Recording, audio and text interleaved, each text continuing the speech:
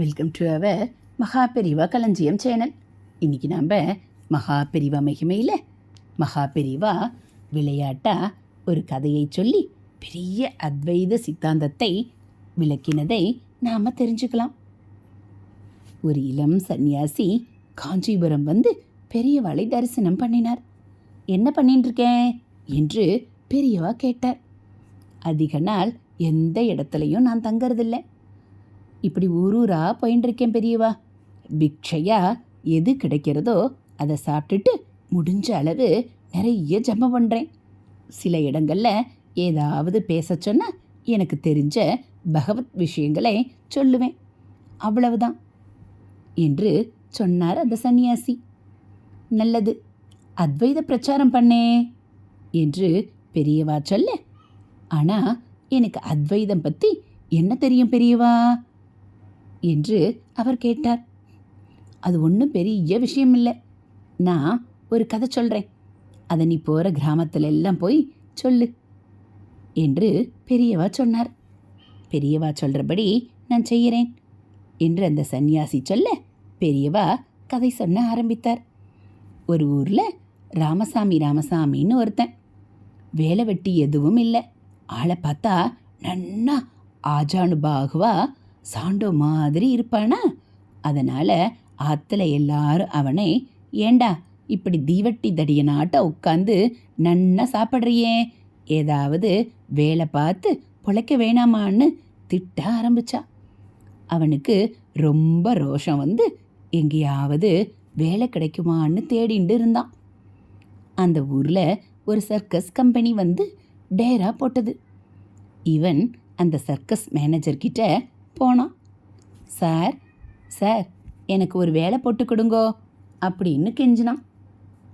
அந்த நேரம் சர்க்கஸில் ஒரு ஆதிவாசி ஒருத்தன் வித்தை காமிச்சுண்டு இருந்தான். என்ன வித்தைன்னா அவன் இங்கிலீஷ் பேசுவான். ஆதிவாசி இங்கிலீஷ் பேசுகிறான்னுட்டு அதுக்குன்னே கூட்டம் வரும். அவன் கொஞ்ச நாள் முன்னால் செத்து போயிட்டான். அதனால் சர்க்கஸ் ரொம்ப டல்லாக இருந்தது. ராமசாமி அந்த ஆதிவாசி மாதிரி ஆஜானு பாகுவா நல்ல தாட்டியாக இருந்தானா. அதனால் அந்த ஆதிவாசி ஆட்டம் நடிக்கிற வேலை கிடச்சது. பழையபடி சர்க்கஸுக்கு கூட்டம் வர ஆரம்பித்தது. சர்க்கஸ் மேனேஜர் ஒரு நாள் ராமசாமி கிட்ட, ஏன்பா இப்படி எத்தனை நாள் ஆதிவாசியாக இங்கிலீஷ் மட்டும் பேசி நடிப்பேன், சர்க்கஸில் மீதி வித்தையெல்லாம் இருக்கே, கயிறு மேலே பேலன்ஸ் பண்ணி நடக்கிறது மாதிரி இதெல்லாம் கற்றுக்கோன்னு சொன்னார். அவனும் கற்றுண்டான்.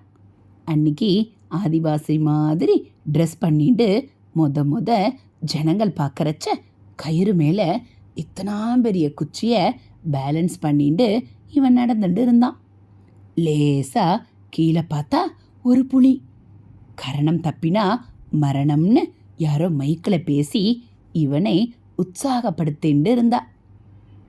கரணம் தப்பிடுமோ, மரணம் தானோ, புலியை பார்த்தானோ இல்லையோ, இவனோட கான்சன்ட்ரேஷன் போயிடுத்து. காலெல்லாம் நடுங்க ஆரம்பிச்சது. தீவட்டி தடியனாவே இருந்திருக்கலாமோ, கொஞ்சம் பேலன்ஸ் போச்சுன்னா புலியோட வாய்க்குள்ளே போவோம் அப்படின்னு பயம் வந்ததோ இல்லையோ, அடுத்த க்ஷணம் தொபுக்கடீர்னு பேலன்ஸ் தவறி நேராக புலி மேலேயே போய் விழுந்தான். அவ்வளோ கிட்ட புலியை பார்த்ததும் சப்த நாடியும் ஒடுங்கி போயிடுது. அந்த புலி மெதுவாக இவன்கிட்ட வந்து, டே ராமசாமி பயப்படாதேடா, நான் தான் கிருஷ்ணசாமி, உனக்கு ஆதிவாசி வேஷம் போட்டு கொடுத்த மாதிரி எனக்கு புலி வேஷம் கொடுத்துருக்கா அப்படின்னு புலிசாமி பேசினதும் ராமசாமியோட பயம் போயிடுத்து. இதுதான் அத்வைதம். எல்லாத்துக்குள்ளேயும் அந்தர்யாமியாக இருக்கிற ஆத்மஸ்வரூபம் ஒன்று தான்.